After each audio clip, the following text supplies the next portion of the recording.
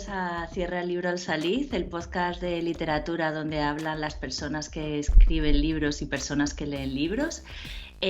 Por suerte para vosotros, en este episodio 31, 31, no estoy sola, sino que me acompaña el escritor que no deja de sangrar, Fernando Vicente. Hola, ¿qué tal? Pues sí, es verdad, tengo aquí, a ver, ahí, una pequeña herida con puntos, que me han quitado un punto y sigue ahí sangrando y sangrando. Y lo curioso del caso es que estoy en la playa, se nota por el ambiente marinero azul y de barquitos que tengo detrás. Estoy de vacaciones en la playa y estoy leyendo un libro que es muy curioso, que es... no sé si lo enseño ya. Sí, venga, lo enseño. Sí. Es este. ¡Ay! ¿Tú lo ¡Ay, tienes qué también? casualidad!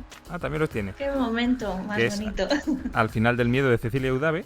Y entonces, el primer cuento que leí en la playa, porque me llevé el libro a la orilla del mar, y yo ya tenía la herida, evidentemente, que no me deja de sangrar. El primer cuento que leí es un cuento que se llama Sereno Olvido, que va de una mujer que tiene una herida en la cabeza que no le deja de sangrar durante todo el cuento. Y luego hay un cuarto cuento que se llama Deja que sangre. O sea, que es muy relacionado, es un oído por ahí. Es la vida y como dices tú, la vida y la literatura se confunden, ¿no? La literatura inventa la vida. Sí, y una pregunta, ¿te sangran palabras? Me sangran historias, me sangran cuentos de ahí. Sí, ¿estás escribiendo mucho desde que tienes Pues esa herida sangrante? Pues te voy a decir una cosa, no estoy escribiendo nada porque no he encontrado un cuaderno. Estoy en la playa y he ido a... me he traído la pluma, se me olvidó el cuaderno de escribir, que no sé quién me regaló. Se me olvidó el cuaderno de escribir y traje la pluma. Entonces he ido a Alehop, voy a decir la marca, la Alehop ese, y son todos cuadernos muy bonitos, muy pijos, pero no me gustan. Es que yo me tuerzo. Oh.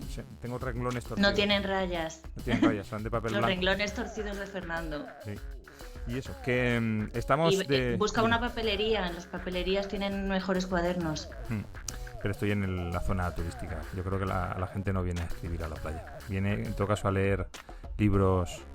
Ya no hay Hemingways en la Costa del Sol. No. Además, estoy en un apartamento y lo primero que miré es saber qué libros tenían. Es curioso porque tienen una variedad curiosa de libros, ¿eh? Tienen grandes tochos de bestseller, pero luego tienen algún cuento, algún libro, Dashiell Hammett.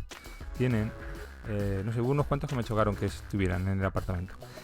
Que episodio 31, como has dicho, 31, es episodio veraniego. Entonces dijimos, ¿qué hacemos? Como tú estás leyendo un libro que se llama... ¿El taller cómo se llama? Hace tiempo que vengo al taller y no sé a lo que vengo. Pues hemos decidido hablar de talleres talleres de literatura, claro. Porque además, ambos, tú y yo, es curioso porque hemos hecho el mismo taller, pero no hemos coincidido en el taller. Sí, un taller de 2 sesiones y cada uno hemos ido... Es que somos así, Fernando, nos compatibilizamos tan bien que ni siquiera somos capaces de acudir juntos al mismo sitio. A lo mejor es que eres yo y soy tú y es imposible que nos juntemos en el mismo espacio-tiempo, salvo por Skype. Si nos juntamos en el mismo espacio-tiempo, igual se produce una singularidad cósmica, ¿no? Y se hunde, o sea, el universo se colapsa sobre sí mismo. Y nos traga un agujero negro. Sí. Pues estuvimos, Ana y yo, en distintas sesiones de un taller que dio esta chica, esta señora. Bueno, espera, que he puesto la faja y no se ve bien la portada del libro. Este libro. Qué bonito, y tenemos todos los libros. Sí, que es Katia Adawi, o Adawi, creo que es. Y dio un taller online, evidentemente. Era de la librería La Lata... Peinada. ¿Perdón? La Lata Peinada. La Lata Peinada, efectivamente. Y fue la verdad que a mí me sorprendió mucho. Hacía tiempo que no hacía un taller y me dejó muy, muy sorprendido, muy gratamente sorprendido. ¿Tú eres más de ir a talleres? Yo hace tiempo que no iba a talleres. Es verdad que hice un taller con... ahora no me acuerdo tampoco cómo se llama. Con una plataforma que tiene Eduardo Cruz Arcillona, que era un taller de relato de miedo, pero al final era más una charla sobre cuentos de miedo y sobre qué es lo que nos da miedo, cómo escribir sobre miedo y todo esto, con Valeria Correa, Mariana Enríquez, Cecilia Eudave y María Fernanda Ampuero, que... también tengo aquí el libro de María Fernanda en ebook, sí.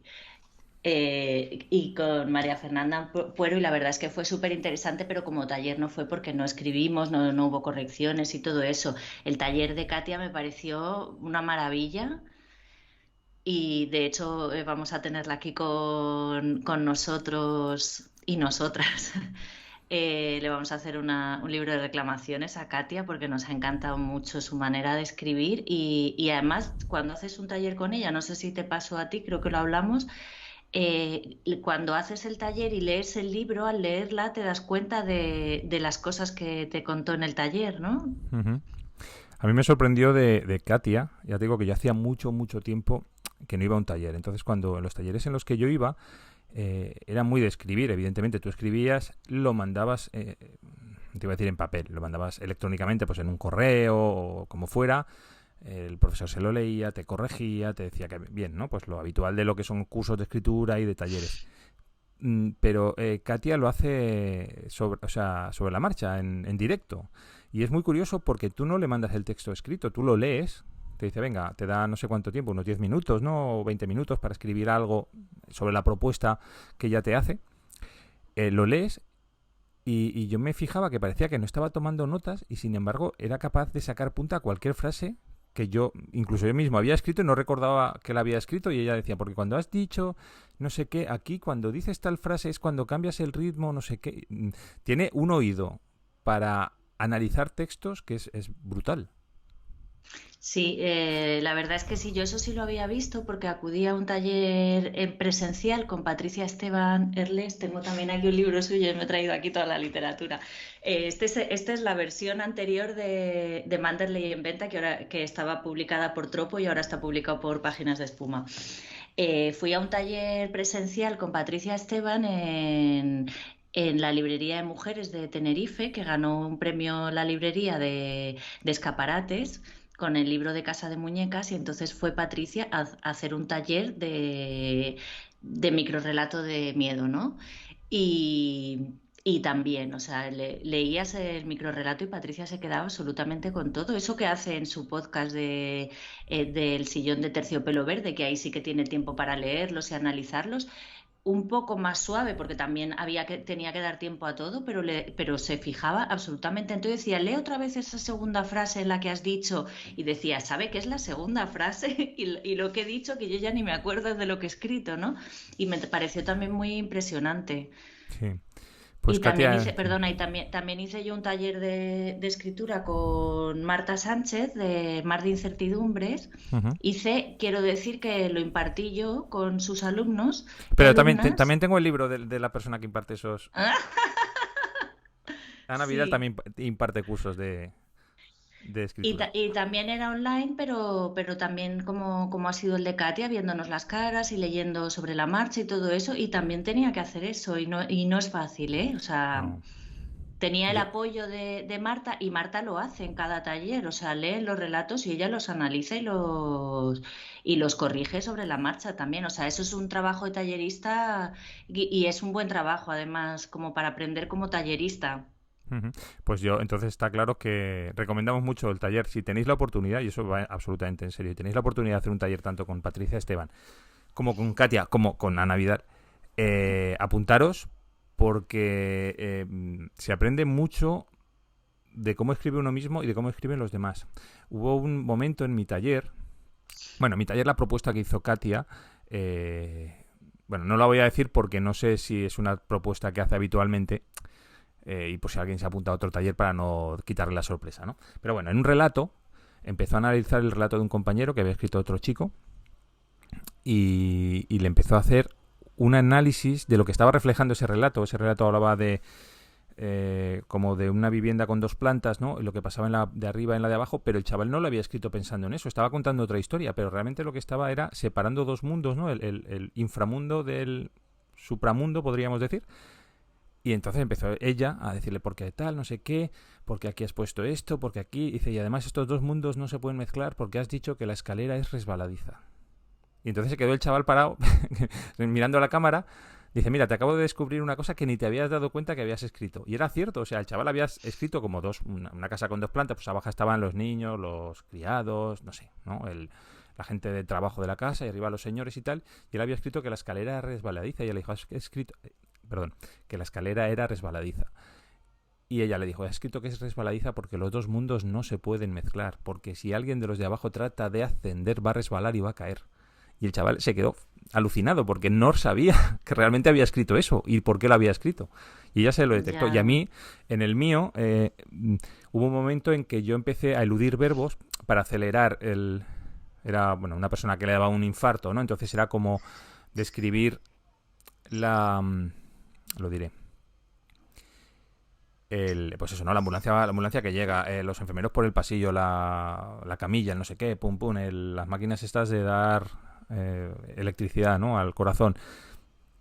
Y entonces ya me dijo, ¿ves? Y aquí has empezado a quitar verbos. Ya has empezado, primero has quitado verbos, luego has quitado adjetivos, luego has quitado no sé qué.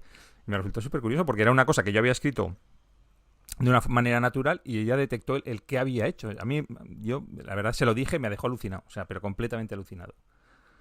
Sí.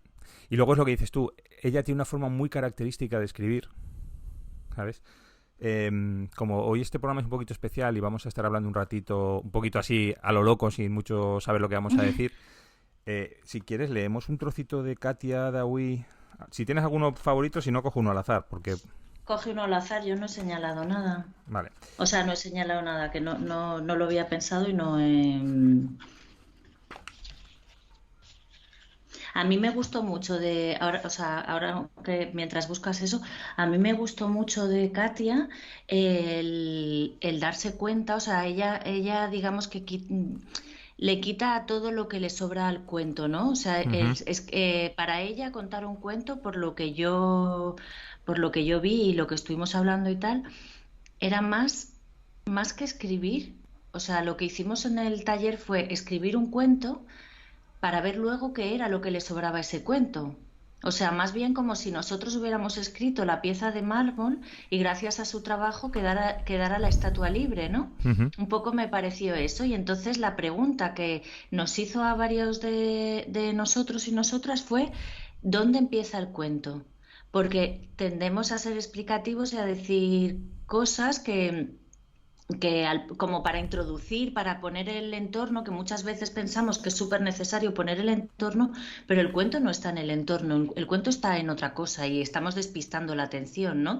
Y entonces ya dice, ¿dónde está el cuento? Y a lo mejor el cuento empieza casi al final, o sea, el cuento era muy poquito y servía con ese poquito, o era a partir de la mitad, ¿no? Sí, sí, Y sí, a eso nosotros. me gustó mucho también, y eso es lo que me llama la atención luego de lo que dices, de su forma de escribir, que no le sobra, o sea, incluso te da la sensación de que es como muy descarnado, ¿no? Como que Sí. le ha quitado todo, se ha quedado con lo mínimo, pero lo mínimo funciona muy bien, con mucha puntería, ¿no? Mm. A mí, eso que estás comentando de tu taller nos pasó a nosotros también. Tanto, más que preguntarnos, bueno, también nos preguntaba, pero cuando analizaba nuestros cuentos decía, bueno, yo recuerdo el de una chica, creo que era mexicana, eh, que hablaba estaba describiendo un patio de juegos de su infancia, se supone, y entonces estaba hablando pues del arenero, no sé, pues los juguetes, el no sé qué, la valla, el muro, no sé qué, y en un momento dado habla de, estoy hablando, citando de memoria y puede que me confunda, pero era algo así como un pelícano disecado, ¿vale? Entonces, Mm.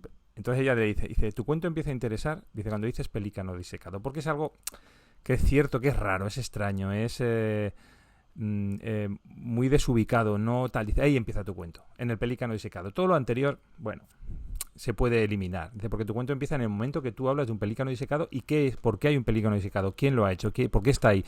Y sí, que es cierto que es así, que muchas veces tendemos a ser muy explicativos todos. Mira, hablando de eso de la reducción al mínimo de los cuentos, ahí te voy a leer el comienzo, que son 3 párrafos, de uno que se llama, de Katia, ¿vale? De Katia Dawi, de un cuento que se llama El reino de lo impar. Había ido al norte a hacer una pregunta. 18 horas de viaje. Me senté adelante en el segundo piso. Primera fila en la doble vía de la carretera. Un ventanal sin cortinas. Los faros neblineros a los ojos. Directo a los ojos. Un bocinazo ciego. Una curva alterada. El chofer contrario podría dormirse. El asiento frontal y sus ventajas. ¿Mueres o mueres? Llovía. Mi tío saludó a otro de mi edad. Soy yo, le dije. la mano y un palmazo. Corrimos a su carro en sandalias, enlodados. Forzamos un poco las puertas. Su hotel apareció en las búsquedas, también su nombre. Llevaba más de 15 años sin verlo. Le escribí un correo. Me dijo que me esperaba cuando quisiera. ¿Mañana mismo? Ya está, ese es el comienzo del cuento. Te acaba en 3 párrafos, pues eso, ¿no? De un chico que va a ver a un tío que no conoce, que está en el quinto pino, se supone, a través de una carretera asquerosa, en un autobús, en un mal asiento de un autobús, y encima que llueve mucho. Y es así, Katia escribe, y incluso, pero en este es bastante comprensible, porque tiene otros relatos que tienes que leer varias veces para entender qué es lo que te está contando. Sí. También resulta bastante poética esta escritura, ¿no? Incluso a veces visualmente también. Mira, voy a poner aquí no sé si se ve. Uh-huh. Esto es relato, no es poesía, y son frases cortas. Que tomó una bolsa, se enderezó, levántate, me puse de pie, cierra los ojos. Cerré los ojos, el reloj otra vez, tic tac, nos envolvía. Abre la boca, mis labios sellados. Te digo que abras la boca. No es un lenguaje poético en este caso, en otros casos sí que tiene un lenguaje un poco más poético, pero bueno, escribir también es eso, ¿no? También es elegir las frases y todo eso, pero que aunque ella no muchas veces me llama la atención eso, ¿no? Que descubres que hay un lenguaje muy poético y miras la biografía del autor o de la autora y ha escrito poesía, ¿no? Uh-huh. Y en algunos casos se nota muchísimo que es una persona que ha escrito poesía y en otras no tanto, ¿no? Mira, Katy ha escrito otros libros de cuentos y una novela. mira ahí, de eso de la forma de escribir descarnada y contando las cosas muy a contrapunto, ¿no? El contraponer imágenes. Por ejemplo, esto habla del entierro de el padre del protagonista del cuento, o la protagonista del cuento. Mi madre dijo: quiero ser la primera en llegar al velorio y decorar, rosas rojas y la dedicatoria de mi madre sobre el féretro. Tu esposa que siempre te amó. Mi padre me había dicho: si hay un infierno, ya lo conocí con tu madre. Pues es muy de escribir así. Tenemos más libros de los que hablar. ¿De qué hablamos? Sí. Venga, Habla- como estoy con él, si te parece, hablo de este. Vale. Habíamos empezado a hablar de talleres y en realidad lo que estamos haciendo es una recomendación de libros para el verano, ¿eh? ¿Te has dado cuenta?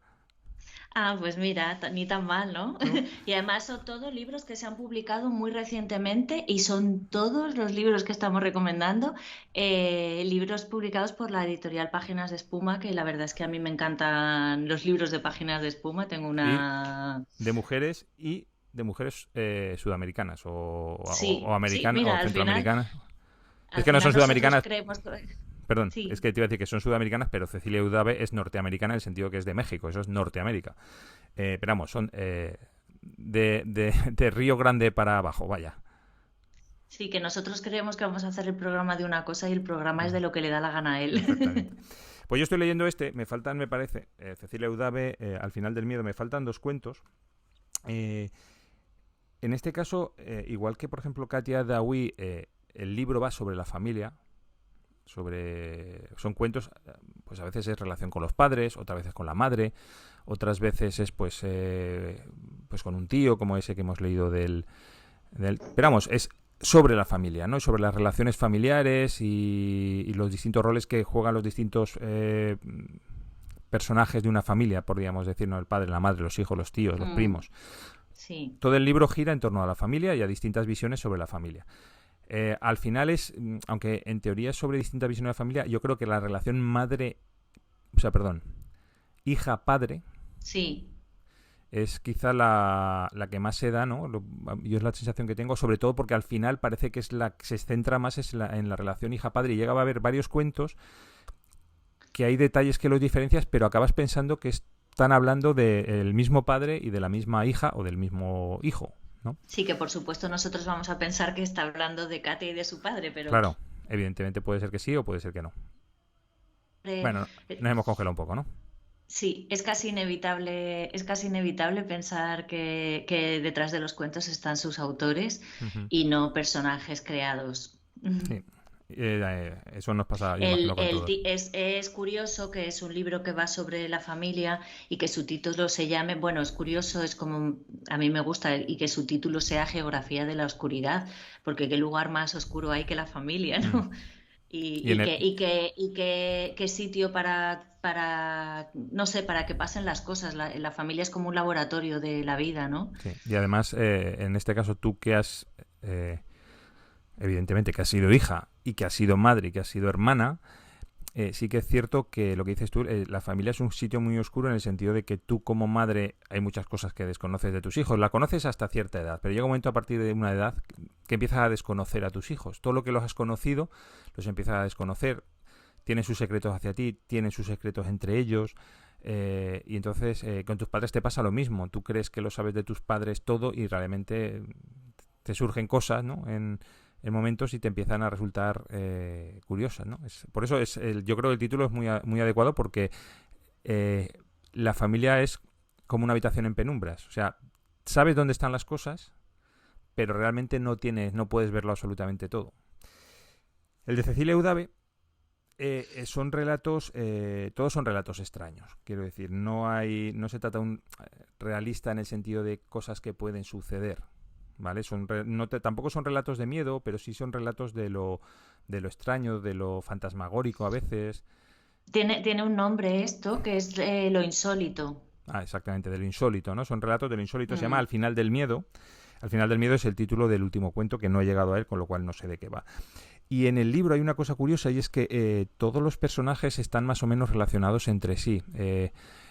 Aparece un personaje en el primer cuento, una chica que me parece que se llama Raquel, y alguien en otro cuento es vecino o es amigo o es conocido o es familiar de esa tal Raquel.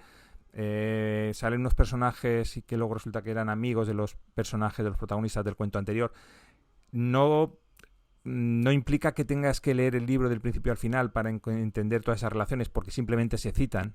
Por ejemplo, hay un cuento que al principio dice estuvimos igual que en la cena del día anterior con fulanito y fulanita. Bueno, pues solamente se citan. Y hay otra cosa que también recorre todo el libro, perdón, es que en todos los cuentos se cita unos misteriosos agujeros que van apareciendo en la ciudad.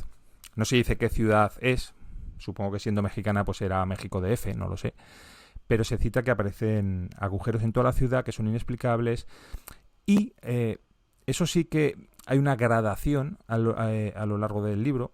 Al principio solo se habla de que aparecen agujeros, en otros cuentos más adelante se empieza a decir que hay gente que se tira en esos agujeros, que se suicida tirándose a esos agujeros. Cuentos más adelante empieza a aparecer la idea de que hay gente que sale de esos agujeros, que es como una invasión.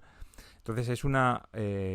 luego esos agujeros ya dejan de aparecer en la ciudad y resulta que aparecen en todas las ciudades del mundo, que es, digamos, un increscendo, ¿no? Que le da un poco de cohesión a todos los cuentos. Aunque los puedes leer por separado y no pasa absolutamente nada. Perdona un Dime. momento. El relato que es que estaba pensando, hoy te falta el último relato y nos vas a dejar así. Pero claro, tampoco se trata de que hagas spoiler. El último relato al final del miedo empieza así. ¿No te parece raro lo de los agujeros que están apareciendo por la ciudad? Ya explicaron el fenómeno, no sé por qué sigues enajenado con el tema. La gente ha comenzado a lanzarse dentro. Mm. Ya no sigo. Pues estos son relatos de lo insólito, está escrito en un estilo totalmente distinto al de Katia. En este caso es más narrativo. Mira, si vamos a hacer el experimento que has hecho de las imágenes, de cómo están las páginas, pues esto es una página cualquiera abierta al azar, más o menos por la mitad del libro. Vale, Sí, es un libro ya, pues más lo que puedes típico. esperar, más típico en un cuento, ¿no? Hay un cuento que se llama Deja que sangre, que lo he citado al principio, que está dedicado a Patricia Esteban Erlés, que es muy de Patricia Esteban Erlés, quizá. En este cuento se trata de una pareja que va al sitio de moda en esa ciudad, pero que es un tugurio muy extraño. Es como un poquito como el bar de Abierto hasta el amanecer, de la película esta de... Tarantino. Tarantino creo Ah, era el o sea, no productor. creo que es el guionista o el O productor o algo productor. así, es El verdad. Robert Rodríguez quizá, Abierto hasta el amanecer. No sé de quién Bueno, es. es un poquito en ese plan. Voy a leer, o si quieres leerlo tú, el comienzo o un trocito para que veamos. Bueno, me voy a ir un poquito más adelante porque el comienzo es un poquito ponernos en ambiente.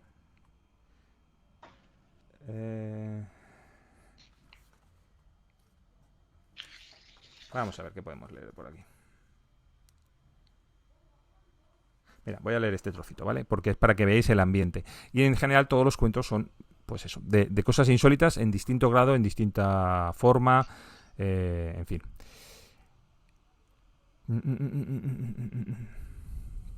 Está hablando del bar, ¿no? Cuando entra en el bar, que hay mesas y hay gente, y dice...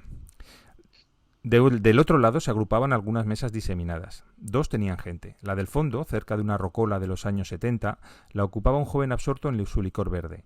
En la otra había un grupo compuesto por hombres y mujeres que, obsesionados, acariciaban la espalda de una muchacha tatuada con una enorme araña. Enma creyó percibir movimientos en el arácnido de tinta al recibir el contacto de las manos que con insistencia buscaban algo. Estiraban la piel de la chica al grado de enrojecerla. Esa escena la sorprendió. Además, no había manera de descubrir el rostro de la joven sometida a esa especie de tortura. Cada vez que intentaba ver su cara, ella cambiaba de posición. ¿Qué hacen esas personas?, preguntó por fin, venciendo una timidez nacida del desconcierto. Son clientes regulares. Tratan de encontrar el hilo plateado de la araña y apropiárselo. ¿Para qué? Solo ellos lo saben. Cada cual hila sus tormentos. Pues este es el estilo de Cecilia. En este caso ya te digo que son cuentos de lo insólito. Aquí en la contraportada del libro lo que hablan dice que son cuentos narrativa inusual. Vale. Como es un libro de cuentos, además, bueno, ambos, tanto el de Katia como el de Cecilia, son muy apropiados también para llevárselo a la playa, son delgados, son libros que no pesan. Sí. Puedes leer un trocito, luego volver a leer otro. Sí, yo leí, bueno, en el podcast del Sillón de Terciopelo Verde contaron un cuento o sea, se estuvo diseccionando, ¿cómo se dice? Destripando un cuento de Cecilia Udave que era sobre una casa que estaba muy viva y y que también tenía sus oscuridades y la verdad es que me dejó bastante impresionada ese cuento. Y luego Cecilia también ha estado en el podcast destripando otro cuento que no me acuerdo cuál fue, pero también me gustó mucho. Y en el taller que te cuento que hice, que estaban ella, María Fernanda, Mariana y Valeria, también me gustó mucho las cosas que me parece una autora como a seguir y a tener en cuenta. Por cierto, que de las autoras que has citado de ese taller, de Mariana Enríquez sí que me suena haber hablado en este podcast, de Valeria Correa. De Valeria Correa Fid, ¿no? De ella, me parece que pues es la única, ¿no? pues léete Sus criaturas. Porque tiene un libro de cuentos ella también ella es argentina también, otra autora sudamericana publicada por Páginas de Espuma. La condición animal se llama el libro de oro, no me acuerdo bien porque es un libro de hace unos añitos ya, el de Valeria. Tiene también un par de libros de poesía y bueno, yo creo que el libro de relatos está muy bien, ¿eh? Vale, Tiene lo buscaré. también, además ella hace talleres tanto de lectura como de escritura, no sé, es una autora también muy, muy interesante y que se dedica a la literatura, también es abogada. Hablamos, ¿te parece, de Fernanda? Lo tenemos Sí. por aquí. Bueno, a mí María Fernanda Ampuero, que ahora estamos con Sacrificios Humanos, que lo empezamos a leer hace tiempo, Fernando, ¿te acuerdas? Sí. Porque queríamos hablar de él, así como hacer un programa sobre el libro, pero luego nos pasa esto mucho, que empezamos un libro o que elegimos un libro y luego la vida se nos cruza y vamos cambiando, entonces vamos a hablar hoy de él. Pero vamos, que yo a María Fernanda leí su otro libro, hoy me faltan neuronas, pero estar aquí citado, ¿verdad? Pelea de gallos. O sea, Pelea de gallos me lo leí además en El Hierro, que estaba yo sola con la furgoneta pasando unos días y me lo leí en un solo día de playa y me pareció tremendísimo. Hay cosas que se me van a quedar grabadas para toda la vida. Bueno, el relato de Pelea de Gallos es brutal. Otro relato de un secuestro a un grupo de gente, de estas cosas que pasan por ahí, que no pasan en nuestro país, pero que sí pasan en otros. Y había una frase que resonaba, que de alguna manera a mí me resonaba por el libro, aunque quizás lo decía un par de veces, y lo hice porque a los hombres no se les dice que no. O sea, de alguna manera es importante la condición de ser mujer en los cuentos de María Fernanda Ampuero, y a mí eso me gustó mucho y me llamó la atención porque de alguna manera estaba hablando conmigo también sus cuentos, ¿no? Eso de cuántas veces las mujeres hacemos porque tenemos que ser socialmente aceptadas y tenemos que servir y todo eso, y es un libro que te revuelve y te hace plantearte cosas de ti misma. El de Pelea de Gallos, como digo, yo me he leído el primer cuento y nos hemos leído otro que se llama Sacrificios. No, en el primer cuento sí que hay un poquito eso que dices tú. Estoy hablando un poquito de memoria, pero es una... Sobre Sí, todo que comienza con una mujer, ¿no? Como andando por la calle con la sensación de que la van a secuestrar en cada esquina o la van a atacar. Se supone que es una ciudad también en la que está viviendo como muy... violenta no y que ella camina con el miedo a acabar pues eso, pues violada o muerta agredida o o muerta, muerta o lo sí. que sea, y que luego al final realmente se mete en un berenjenal muy similar, también queriendo un poco superar ese miedo acaba metida en un berenjenal, no muy en un problema bastante gordo.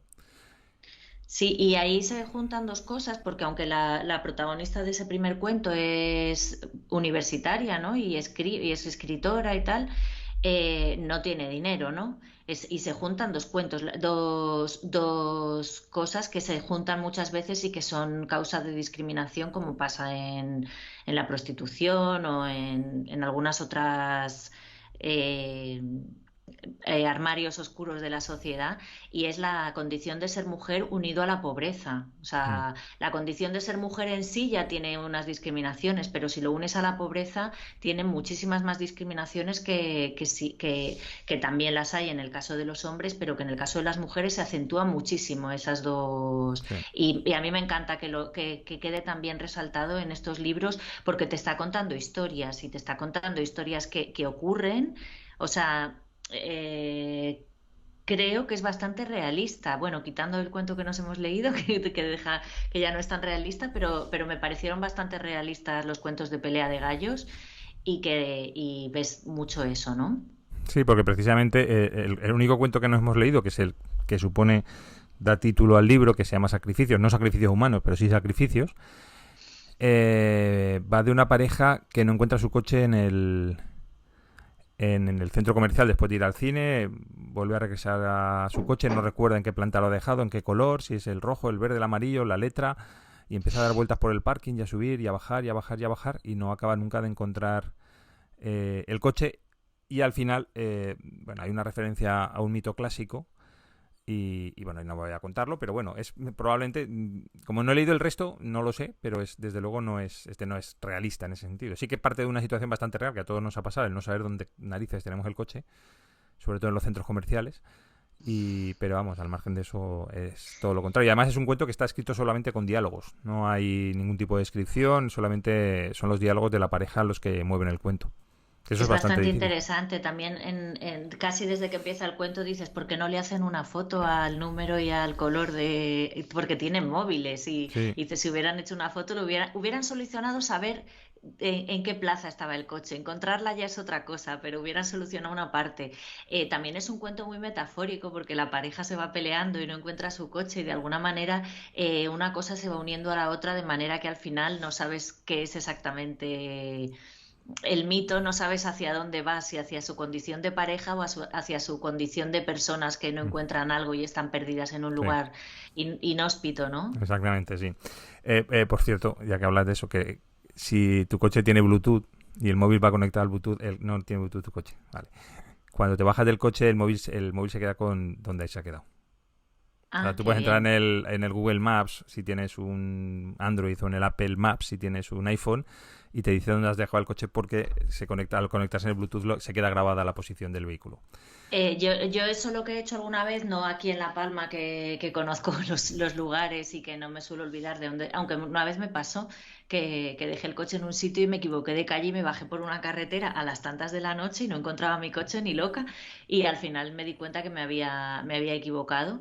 Pero lo que hago es a poner una chincheta en Google Sí, Maps en el por lugar donde he ejemplo. dejado el coche. Sí. Por ejemplo, en la isla del Hierro esto no te serviría para nada porque es una isla que no tiene prácticamente cobertura, Ah, qué por lo bien. menos de mi compañía, no tiene casi cobertura y yo cuando he estado en el Hierro lo que me ha pasado es que me ha desconectado Del mundo. del mundo y es de agradecer, la verdad. Bueno, pues hemos hablado de todos esos libros. Del tuyo no voy a hablar porque te va a dar vergüenza que hablemos de tu libro. No, ¿y para qué? ¿Ves?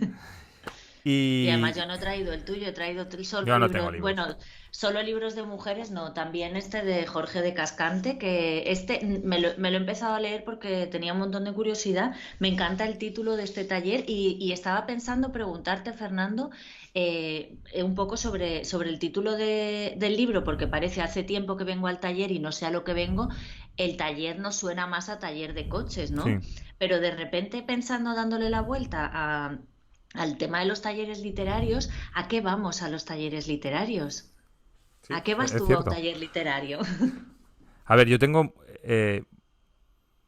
muy poca confianza en lo que yo escribo, ¿vale? Entonces yo siempre tengo la sensación, digo, voy a descubrir cómo se escribe. O sea, quiero descubrir cómo se escribe y por eso voy a los talleres literarios. Luego al final te das cuenta eh, que sirven más bien para descubrir cómo escribes tú.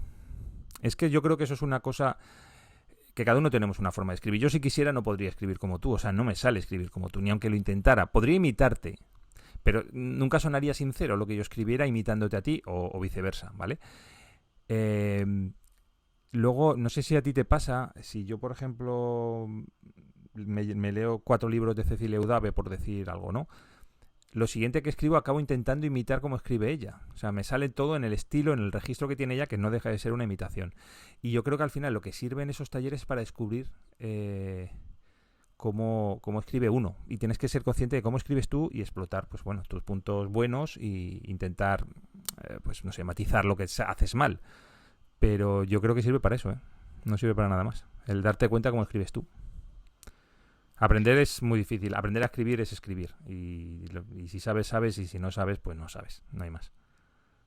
Yo la primera vez que fui a un taller de escritura no sabía escribir, o sea, todavía no sabía escribir, escribía ya, pero bueno, a ver, sabía escribir, había escrito además muchas cartas a lo largo de mi vida, pero no sabía lo que era la escritura, digamos, creativa o lo que sea, ¿no? Y a mí sí que me limpió mucho ese primer taller que hice con Matías Candeira en la Escuela de Escritores, sí que me pareció que me ayudó bastante. Después de eso, muchas veces voy a talleres de escritura porque a mí me cuesta mucho, yo procrastino mucho cuando tengo que escribir. Entonces, el hecho de sentarme a escribir es algo que siempre me va a costar hacer. En los talleres, cuando voy a un taller, y especialmente si voy presencial o si no, no, cuando voy a un taller voy a obligarme a escribir y lo que escriba en ese taller no lo voy a escribir nunca en ninguna otra parte. O sea, es como Yeah. dejar salir algo que no vas a dejar salir y aprendes mucho porque no solo aprendes, como decías antes, no solo aprendes de lo que escribes tú, sino que aprendes de lo que escriben otras personas y de las correcciones. Las correcciones en un taller de escritura creo que son lo más importante y de eso es de lo que uno aprende, ¿no? Mm. De las correcciones, de dónde salen los relatos o hacia dónde van o todo eso, realmente eso lo aprendes escribiendo, desde luego. ¿Y tú crees que se puede, tú acabas de decir que no se puede aprender a escribir? No. A ver. Yo creo. A ver, que los talleres están bien. Por ejemplo, los talleres de escritura creativa están muy bien hasta un punto. Llega un momento en que no te aportan más. O sea, el darte cuenta de determinadas cosas, de que la sonoridad, de las cacofonías, de determinadas cosas, de cómo llamar la atención sobre un punto, no sé, pero que Es que no sé cómo explicarme. O sea, lo que no hay es trucos para escribir. O sea, te pueden decir las reglas. Te pueden decir esto funciona y esto no funciona porque al fin y al cabo llevamos 3.000 años escribiendo o 4.000 años escribiendo. O sea, y ya está muy probado. Y hay cosas que funcionan y hay cosas que no funcionan. Y quizás lo que te pueden servir es para evitar explorar el camino de las cosas que no funcionan. Pero que aprender a escribir, que lo que tú escribes tenga cierto interés, eso yo creo que no se aprende. O sea, hay gente que escribe muy bien y lo lleva innato y lo sabe hacer y hay gente que no. Y ya está. Que los que no lo sepan hacer escribirán bien, pero no trascenderán. Es a lo que voy. Yo creo que sí se puede como poner la mirada en lo interesante. Claro, hay que tener una inteligencia escritora, igual que hay gente que tiene inteligencia artística, visual, pintores y todo eso. Creo que hay que tener una inteligencia también para escribir, pero que se puede desarrollar un poco. A mí lo que me da más miedo quizá de los talleres de escritura es la unificación del lenguaje. Sí, O sea, que el a mí estilo. que eso, la unificación del estilo. Me ha pasado de leer gente y decir, es que escribe igual que un montón de gente que están yendo a talleres, que se nota, ¿no? El hecho de que se nota que pierdes tu voz en pos de un, o sea, que a lo mejor si no sabes escribir muy bien, o si no encuentras tu voz, siempre puedes encontrar una voz común literaria de taller, ¿no? Y eso sí que me da un poquito de miedo, ¿no? El que te pulan hasta tal punto que resultes igual o una fotocopia de todos tus compañeros de clase o de muchos, salvo los que quizás se destaquen porque han conseguido limpiar su propia voz, ¿no? Claro. Eso, no sé si salió cuando le hicimos la entrevista de Destiempo a Camilo José Cela. No sé si eso salió o simplemente no lo saqué en la edición final.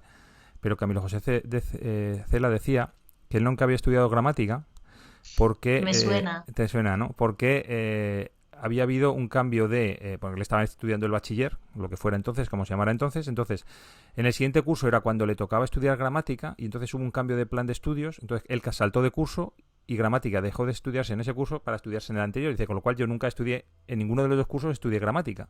Y dice, y yo no sé gramática. Claro, pero luego escribía bestialmente bien. A base, me imagino, de leer mucho y de escribir mucho.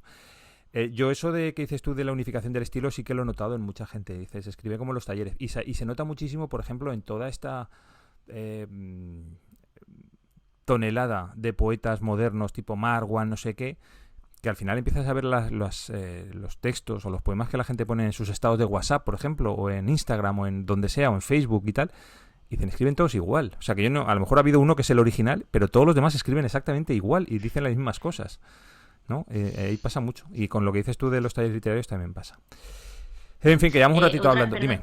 Sí, perdona un momento, que hay una cosa que has dicho antes y que me gustaría comentar también sobre el tema de que lees un libro de un autor y si luego escribes se te queda un poco la voz pegada de ese autor. Yo creo o sea, creo que es bueno escribir no para nada, a lo mejor no para luego guardar ese relato como algo publicable, porque sabes perfectamente que tiene la voz de otro autor, pero dejar que pase por ti esa voz, porque hay cosas pero si tú lees cualquier libro, el de Cecilia Udave, y lo leo yo, a ti se te van a quedar unas cosas muy diferentes a las que se Sí. me quedan a mí, porque tenemos diferente mirada, hemos vivido diferentes cosas y todo.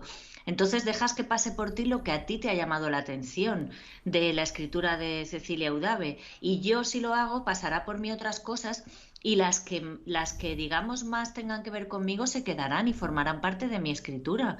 O sea, si lees a cualquier autor o autora, no sé, de unos que ronde los 50, no sé, o más o menos, da igual, y lees a Cortázar, dices, madre mía, o sea, tanto si lo lees antes o después, te das cuenta de que somos todos hijos de Cortázar, Sí, sí. afortunadamente. O sea, tenemos un gran padre literario en Afortunadamente Cortázar. somos de Cortázar y no somos hijos de Borges. Sí, bueno, a mí me gusta más Cortázar, aunque esto debe ser como los Rolling y los Beatles, no lo sé, pero a mí Mm. Cortázar me gusta mucho, y antes tenía como miedo de copiar esas ideas, pero ahora pienso que es bueno leer un relato de Cortázar, y si te gusta la idea, cópiala Sí, y deja que pase por ti esa idea, porque más adelante saldrá en forma de algo bueno, ¿sabes?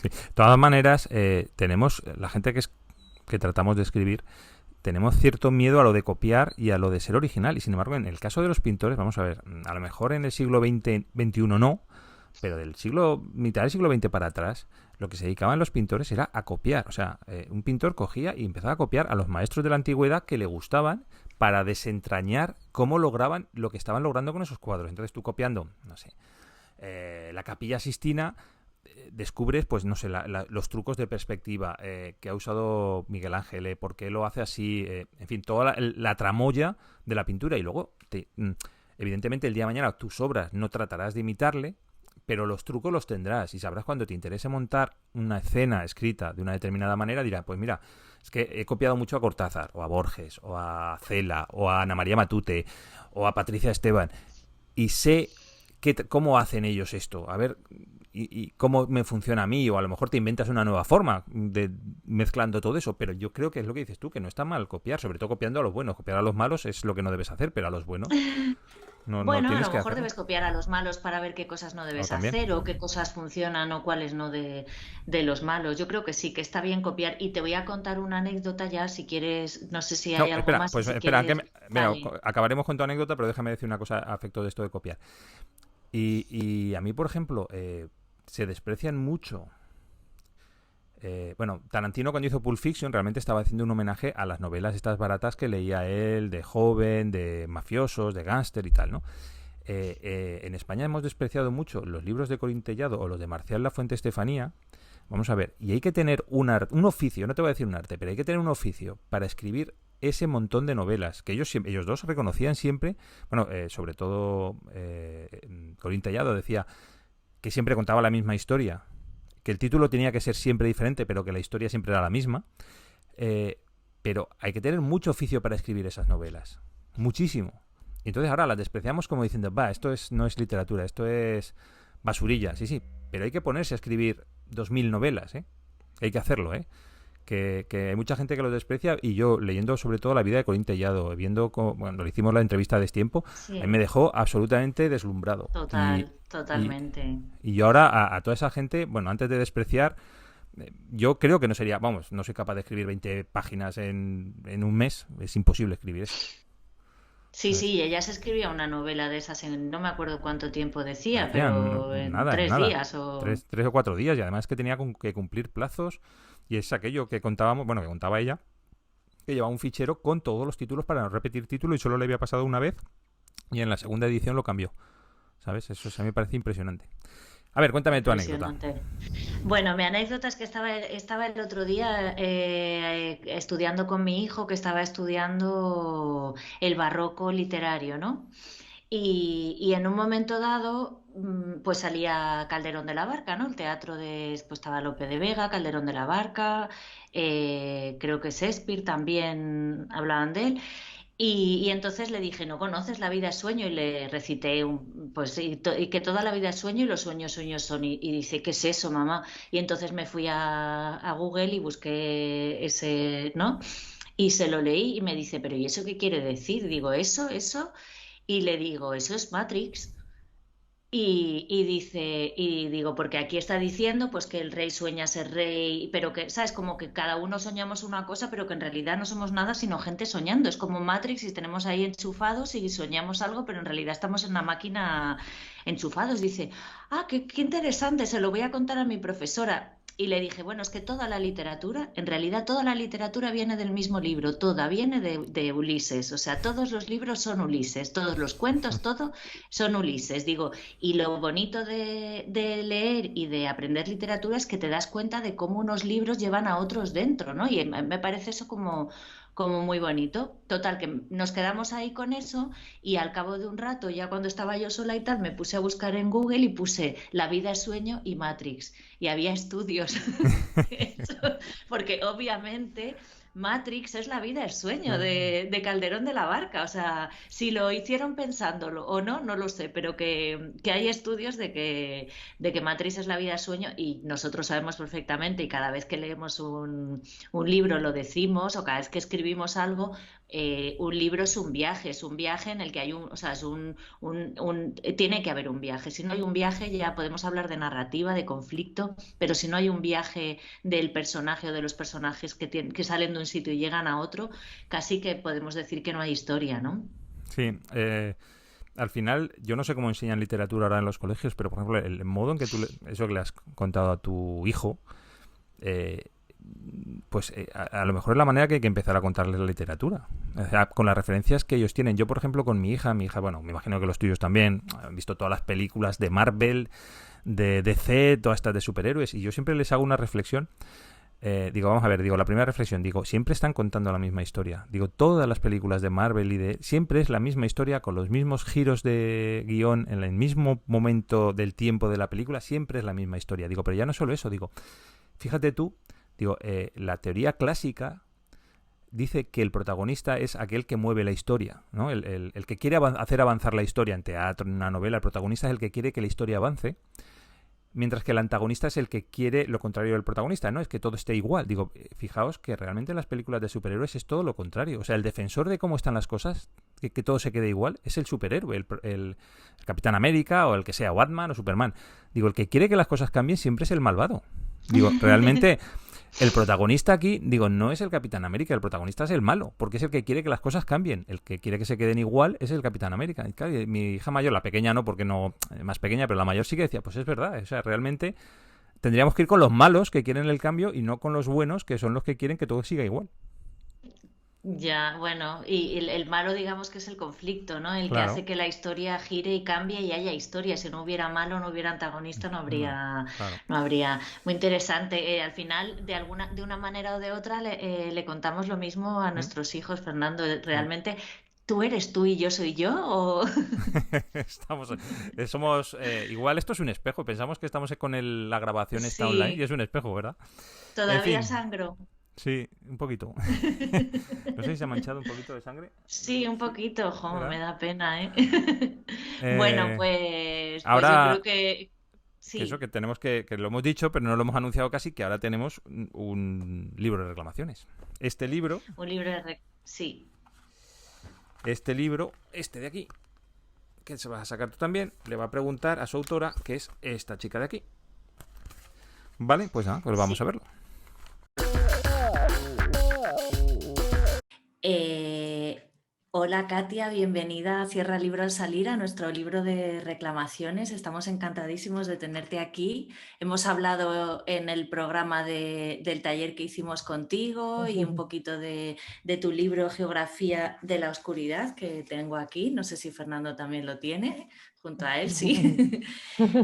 Y nada, voy a leer un momento tu biografía y luego ya hablamos contigo.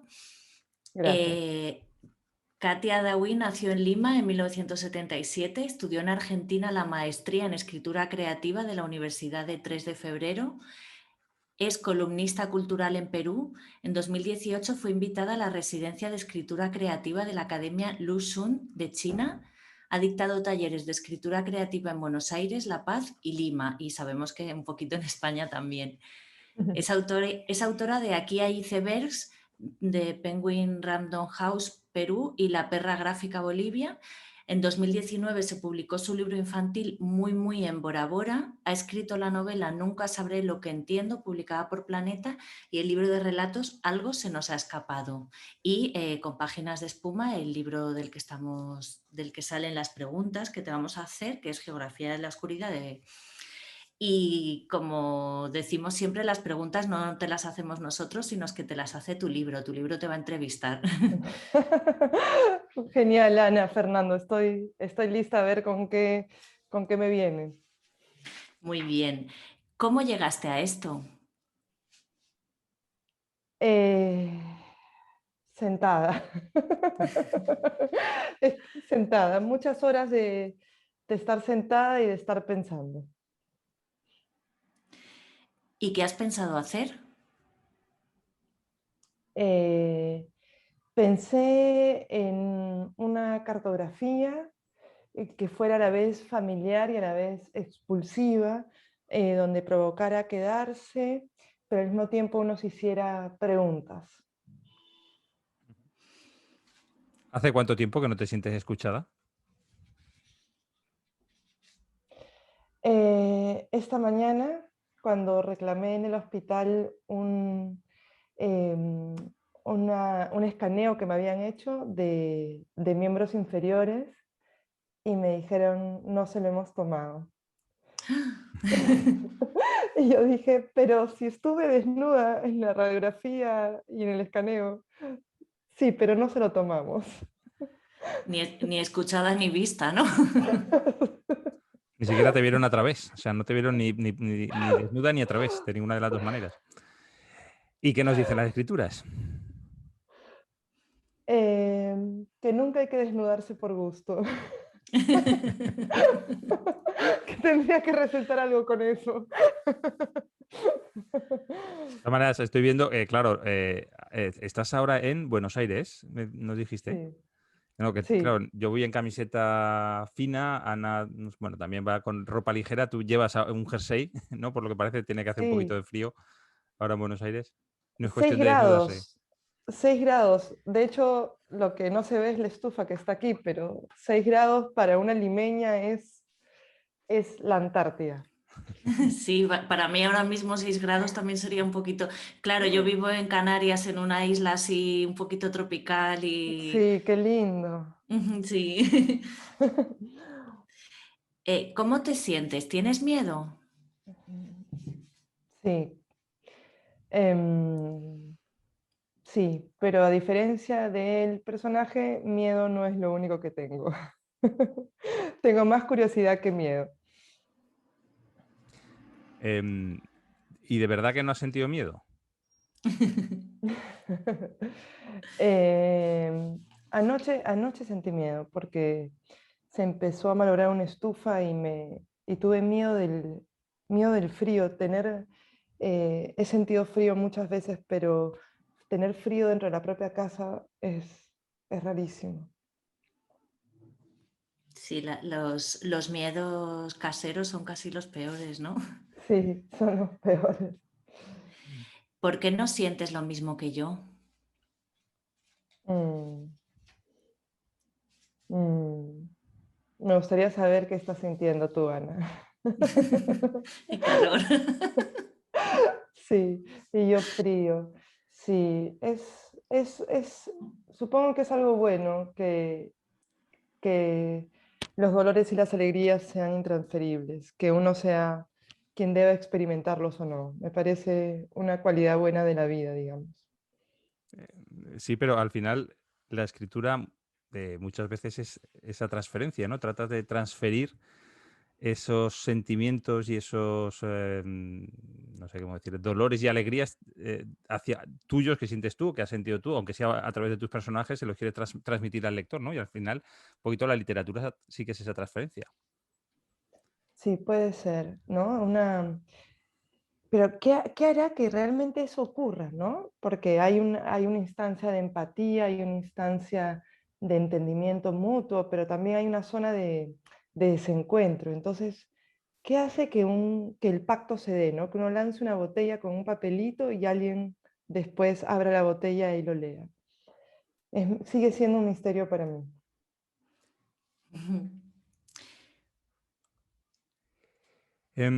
¿Llegaste a estudiar arquitectura? Jamás.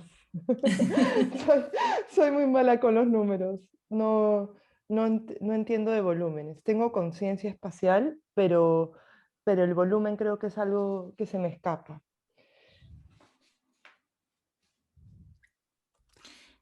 ¿Todo esto estuvo adentro? Sí, y afuera también.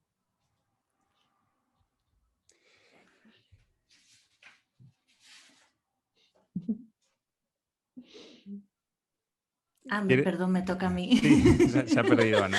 Ah, Muy me he bien. perdido. Ay, Claro, es que como no vamos seguidos siempre, yo creo que nos toca una a cada una, perdón.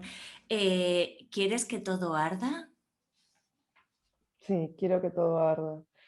Muchas veces quiero que todo arda, pero absolutamente no, como no depende de mí, pero sí, creo que a veces está bien que todo arda. Mm, ¿Para qué y por qué se hacía tarde? Mm. Yo me acuerdo que una vez en un trabajo que tuve, se hablaba mucho sobre contratar a un fotógrafo y decían de él, lo que no me gusta es que siempre está un segundo tarde para la foto. Eh, y es una imagen que tengo clavada en el alma, que se diga de alguien, siempre llega un segundo tarde, siempre llega tarde. Pues siempre se está tarde, siempre entendemos las cosas después de su acontecimiento, sedimentadas.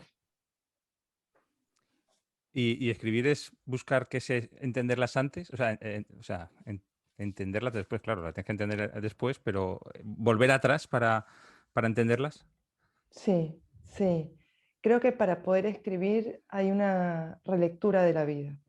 Ya la, sí, una relectura sería una manera bonita de decirlo, como eh, ante la experiencia que ya decantó, que ya sedimentó, que ya drenó, solo queda algo que es una mezcla de resto y vida transformada en otra cosa. Entonces sí, hay que volver a eso y chocolatearlo, como decimos en Perú, y ver qué queda filtradito por ahí, ¿no? A través de la escritura. Mm. Hay un libro que se llama Lost in Translation, que son traducciones de palabras que hay en otros idiomas y que en el Mm. nuestro no están. Y hay 2 tomos ya. Es como un libro ilustrado, así parece infantil, pero realmente está muy gracioso. Y hay una cosa que es frase de la escalera, que es la Mm. contestación que se te ocurre cuando estás en una conversación y cuando ya te estás yendo de ese sitio de la conversación y estás bajando por la escalera, dices, tenía que haber dicho no sé qué, pero no puedes volver a ese momento, ¿no? A decir la frase a tiempo, y la literatura quizá nos salva haciendo diálogos en los que se contesta lo que se quiere contestar y a tiempo, ¿no? Sí, eso puede ser. Pero cuando pienso, algo que pienso mucho y que trato de verlo en los talleres es que cuando escribimos y dialogamos, esos diálogos deberían ser, creo yo, un intercambio de balas, como un duelo de lejano oeste. No se sabe quién sacará la pistola primero y si en el pecho habrá un escudo de plata que impida que esa bala penetre. Eh, ¿No? A diferencia de la vida donde se habla hasta por gusto y el silencio no se hace, y cuesta estar en silencio por el, ¿no? Horror al vacío, miedo al vacío. En la escritura el silencio hace bien, así pues se puede hablar. Sí, creo que eso se ve bastante en tus cuentos, en los cuentos de este libro, como el silencio también actúa, ¿no? No es fácil verlo en todos los cuentos. ¿Se te cansa la lengua alguna vez? Sí, sí, la vez que más se me cansó es cuando pegué mi lengua a la refrigeradora a ver cómo, a qué sabía el hielo y no la pude despegar. Y me quedé pegada de lengua en el freezer y tuvo que venir mi papá con la secadora de pelo y despegarme la lengua. Y esa sensación de estar pegada, subida en una silla y sentía que si me quitaba en la silla me iba a quedar pegada de lengua sin tocar el piso. Y, eh, y esa imagen de estar atrapada en un hielo falso, hielo de refrigerador antigua, pero hielo al fin, de ahí viene esa imagen de tener la lengua cansada. ¿Por dónde se comienza? Por el final. Por el final, porque creo que en la escritura yo llego al comienzo por el final. Imagino cómo será el final del cuento y todo mi trabajo, en vez de ir hacia un final, es ir hacia ese comienzo, ¿no? ¿Cuándo empezó? Es como el viaje al revés.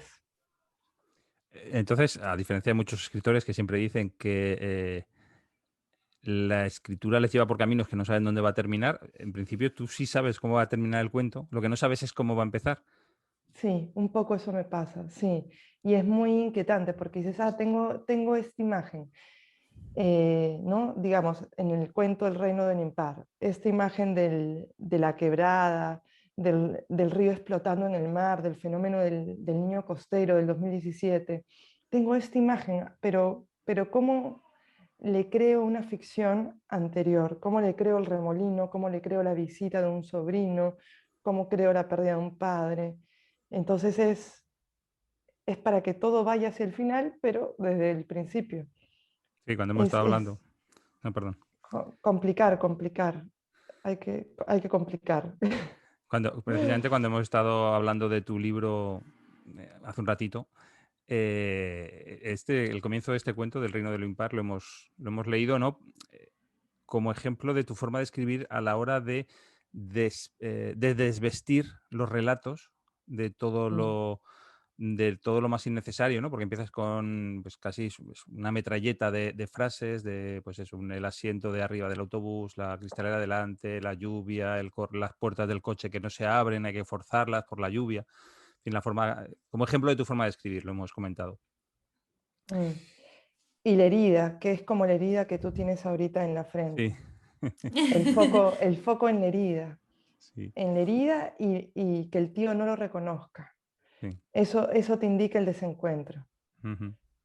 Ya no se van a reconocer. Ni aunque quieran. Ujú. Si fueras una ciencia, ¿cuál serías? Ficción. Ah, ciencia ficción, claro. Claro, sí. Pero mi hermana es bióloga. A mí me gustaría ser, creo que paleontóloga, por ahí. Pero el otro día, bueno, hace un tiempo conocí a un dentista forense y eso me interesó mucho porque analizaba coprolitos, analizaba heces prehistóricas y así podía ver a través de lo que se había comido, deglutido hace miles de años, se podía saber cuál había sido la dieta de estos antiguos pobladores. Y ahí dije, acá hay algo que me interesa. No se analiza el alimento, sino lo que se botó, el resto. El resto, ese resto, esa palabra siempre me convoca. ¿Sabes lo que has hecho? Eh, a veces. No siempre. No, no siempre, no siempre sé lo que hago. Pero me gusta estar perdida como tú estuviste hace un rato. Está bueno, hemos perdido la paciencia con estar perdido, ¿no? Pero hace bien estar perdido, aburrirse, Equivocarse. equivocarse, sí. Sí, sí, el fracaso hace bien. Sí, lo que Mm. pasa es que es cierto que se ha perdido mm, el valorar el fracaso. O sea, en las frases estas motivadoras siempre hay estas pues creo que era de Edison, la de no me he confundido 1000 veces, sino que he encontrado 1000 maneras de no hacerlo, o algo así. No sé, una frase Mm, muy similar, que es una frase que se mm, escucha mucho se ve mucho en las frases estas motivadoras. Y sí que es verdad que se ha perdido eh, la valoración del fracaso como experiencia. O sea, si fracasas, mm, en vez de decir, pues bueno, aprendes algo de este fracaso y la siguiente vez lo harás mejor o no. Pero bueno, si aprende algo, se ha perdido esa valoración y además, lo que tú decías, hemos perdido la valoración del tiempo en silencio. Como ahora todo es vídeo y todo es internet y mm, parece que un segundo no relleno con algo es un segundo perdido. En cuanto una sí. persona está 3 segundos sin decir nada, nos sentimos muy incómodos. Sí, sí. Es que además el Zoom tiene algo que es como muy perverso, que es como la perpetuidad de un selfie. Y yo veo las manos de Ana, ustedes ven las mías, pero ¿qué está pasando del cuello para abajo? Es un lenguaje corporal que quedó extinto. Entonces, leí hace poco que hay muchas más operaciones de cirugía plástica porque la gente está viéndose demasiado cerca, entonces se empieza a ver las imperfecciones y empieza a sentirse mal con su propio cuerpo, como una disforia. Entonces es terrible, pero y también genera, ¿no? Esta ansiedad porque las cosas tengan resolución inmediata, ¿no? Ujú. Y los tres quizás venimos de una época en la que era nuestro padre, nuestra madre a quien le preguntábamos, ¿y cómo pasa esto? ¿Y por qué? ¿No? Y ahora un niño es nativo digital y lo va a buscar y va a tener 500 opciones para escoger. Qué difícil cuando hay tanta opción. Antes hasta se nos podía decir no sé y estaba todo bien. Sí. Y Yo, ahora cuando mi hijo me pregunta y mi respuesta es no sé, digo no sé, míralo en Google. Claro, claro. Una vez mi hija me preguntó, mamá, ¿y Dios existe? Y dije, pues no sé, para mí no existe, pero si para ti existe, existe, porque existe para ti, ¿no? Y me dice, ay, mamá, míralo en Google. Como que quería una respuesta concreta sobre la existencia de Dios. yo al contrario, yo Siendo con... Google Dios. sí. Sí, eso es lo que pensé. Mm, Yo al contrario, yo con mi hija mayor tiene 14 años, me pasa todo lo contrario. Mi hija siempre que me pregunta algo me dice, pero es que no lo quiero buscar, quiero que me lo cuente. Porque mi hija es amante de la narración oral, o sea, le encanta que le cuentes qué cosas. lindo. No quiere buscar en... Hoy estamos nosotros estoy de vacaciones ahora en el mar y le estaba explicando, no sé si en Argentina o en Perú se dice igual, morralla, que es los peces estos de desecho que cogen bueno, cuando los pescadores sacan la red, pues están los peces que quieren pescar, el bacalao, la sardina o lo que sea, y luego un montón de peces que no tienen un valor comercial, que se llama morralla. El conjunto de esos peces se llama morralla y luego lo utilizan pues de cebo o para hacer sopas o, en fin, ¿no? Como un valor, como es el desecho, digamos. Ujú. Entonces se le estaba explicando lo que era la morralla. Digo, de todas maneras, digo, iba con el móvil, digo, búscalo en Google. No, no, es que quiero que me lo cuentes. Mi hija no quiere que buscar las cosas, quiere que yo se las cuente. Es súper, la verdad que al final me hace mucha ilusión porque llegará un momento que cambiará y pasará de su padre, pero de Sí, momento le gusta que le cuenten las cosas, no le gusta buscarlas a ella. sí. Debe ser lindo ser un interlocutor, una interlocutora válida para los hijos, Sí, sí. Sí, ¿no? pero no es eterno. No es eterno, Sí, exactamente. es eterno. Mm, voy a volverme loco yo también. Seguro ya te has vuelto loco. ¿Quién no se ha vuelto loco? Sí. Es muy difícil vivir. Entonces, pero es un alivio enorme, yo lo llamo la azotea, tener la azotea tranquila. Es un alivio enorme. Entonces, cuidar la salud mental mientras una pueda, uno pueda, me parece importante. Hasta creo que yo podría vivir, no sé, ¿no? Es muy osado decirlo, pero creo que em, sí, no sé, que sin el cuerpo, pero sin la mente tranquila, no.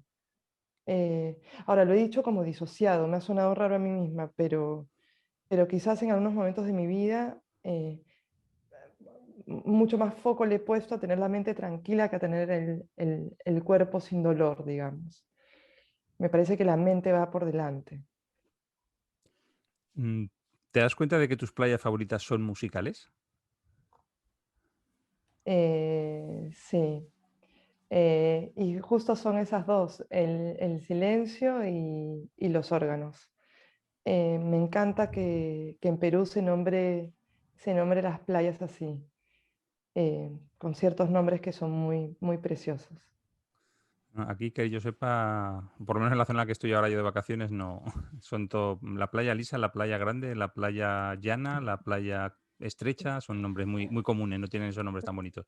No sé si en Canarias Sí. seguro que tenéis nombres bonitos. Sí, pero son guanches. Ah, Qué es guanches? Pues como la forma de hablar de los antiguos habitantes de Canarias antes de que llegaran los españoles y Ah, colonizaran Canarias, y entonces hay nombres así pues como Tijarafe, Tazacorte o cosas que se nota y los nombres de muchas personas son de príncipes y guerreros mm, guanches y mm, Jonai, Ngara, Itaiza, no sé, son como mm. exóticos no, pues así, como... mm. Moreiva. Qué lindos nombres, pero Mm, qué rareza, ¿no? Qué lindo lo impronunciable también, lo que tienes que repetir como relectura. sí, lo curioso también es que luego lees la historia y notas cómo la han cambiado, ¿no? Mm, Como decía Galeano, que la historia la cuentan bueno, no sé si lo decía él, pero él recontó la historia de América Latina, ¿no? sí. Como la historia la cuentan los vencedores Y yo me he dado cuenta también, poniendo un poco de perspectiva feminista en las historias, de que siempre las mujeres traicionaban a su pueblo por el amor de un soldado español. Y claro, yo ya no me creo nada de lo que me cuentan, pero casi prefiero contarlo yo, si acaso. Sí, sí, si te lo van a dar mentido, mejor crear el propio mito una misma. Sí. Voy a hacer una última pregunta, estamos añadiendo alguna. ¿Correrás de nuevo? Mm, Yo que fui atleta de chica, he perdido el interés por correr. Eso me ha parecido rarísimo. Yo era una atleta era fondista y 100 metros planos, y creo que bueno, con mis problemas de columna, ¿no? Del cuello, eh, correr se convirtió en un peso excesivo para mis rodillas. Y pienso que es por un lado tenemos estas imágenes de los hombres y las mujeres antiguas yendo de cacería, corriendo, pero me pregunto si correr no es muy hostil para el cuerpo, si no le exige demasiado, si lo natural no sería caminar. Entonces, por ahora estoy más interesada en caminar que en correr. Ya la velocidad ya no es un interés para mí.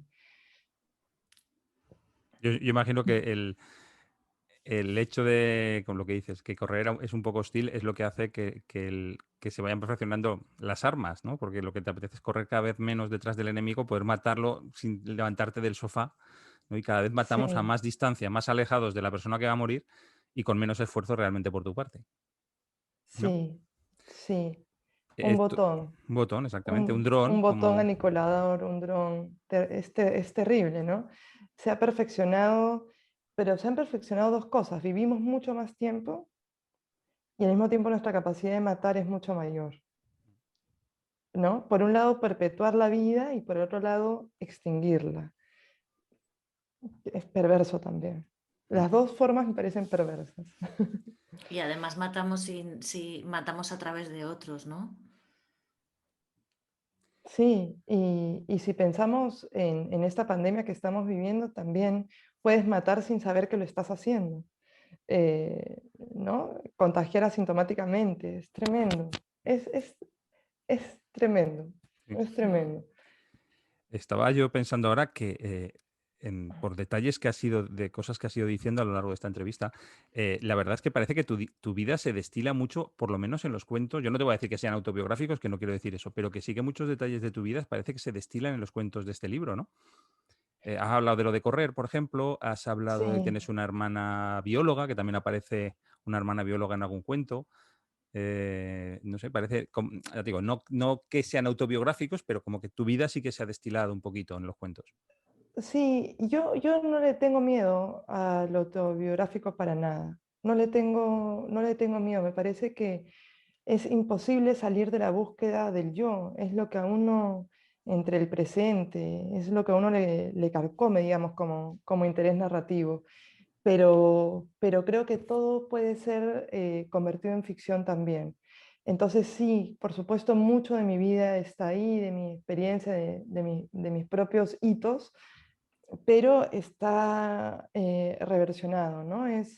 Para mí sería algo así como que los hijos reescribiendo y las hijas reescribiendo esta mitología familiar que ha sido repetida como impronta, ¿no? Y las improntas son eso que se nos instala en una primera infancia y es muy difícil sacártelo de encima porque justamente te la dieron adultos a los que respetabas. Y ocurre que los niños, las niñas van a querer siempre a sus padres, aunque sean unos asesinos, ¿no? Entonces, ¿cómo dudas de una impronta que te fue dada en la primera infancia? Entonces, mi escritura trata de revocar esa impronta y salir de esa inoculación, de ese germen de la narrativa familiar y poder reescribirla con un lenguaje más propio, ¿no? Más adulto, menos orfandad, ¿no? Menos orfandad y más lenguaje. Ujú. Pues hasta aquí, creo que no teníamos más preguntas preparadas para ti. Bueno, tu libro no tenía, a ver, tiene muchas más preguntas, pero no habíamos escogido muchas más, con lo cual, pues hasta aquí hemos llegado con tu entrevista. Ha sido un placer enorme escucharte de nuevo, ya te habíamos escuchado como maestra y ahora como entrevistada. No, gracias a ustedes. Y recuerden no cerrar el libro al salir, al revés. Muy bien, muchísimas gracias, Katia. Perdona, ¿cómo se dice tu apellido? Que yo creo que lo digo mal. No, creo, Adawi. sí, así es así, lo has dicho bien. Ah, vale. Así que muchas gracias, Fernando, Ana, y cuídense mucho, que estén bien.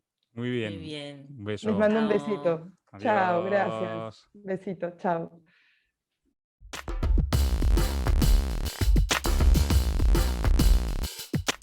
Bueno, pues hasta aquí este episodio especial de verano, que siempre hacemos siempre, ¿verdad? Hacemos cosas especiales en verano por trabajar menos y estar más en la playa, y al final nos salen cosas que no sabemos lo que nos salen. Hoy, en teoría, vamos a hablar de talleres literarios, hemos hablado de talleres, hemos recomendado libros para el verano y hemos hecho un libro de reclamaciones con Katia Adawi, y como siempre, pues nos toca dar las gracias a un montón de gente que yo nunca recuerdo. Pues sí, vamos a dar las gracias a Jara, a tu hija, por las cortinillas del programa, a Ana Nuria por nuestro logo, Ana Nuria Corral, a Charles Matuszewski por la música y los jingles del podcast. Y a la gente que, bueno, a Elvira, es que hace mucho que no tiramos de ella, pero Elvira Barrio también está por ahí, y a toda la gente que nos escucha, que cliquea o sea, que da me gusta, que comparte, que nos mira, nos ve en Instagram, en YouTube, en todas las plataformas en las que estemos. Y muchísimas gracias, Fernando, por venir a sangrar palabras a nuestro podcast. Fernando, o yo, o quien seas. Y muchísimas gracias a ti, Ana, por ponerme la tirita para que la verborrea no me salga a borbotones por la frente. Y no sé, y se me olvida algo, y no sé qué se me olvida. Pues hazlo tú, por favor, que no se te olvide. Sí. Bueno, se me olvida que cierres el libro al salir. Muy bien. Bueno, un beso, adiós.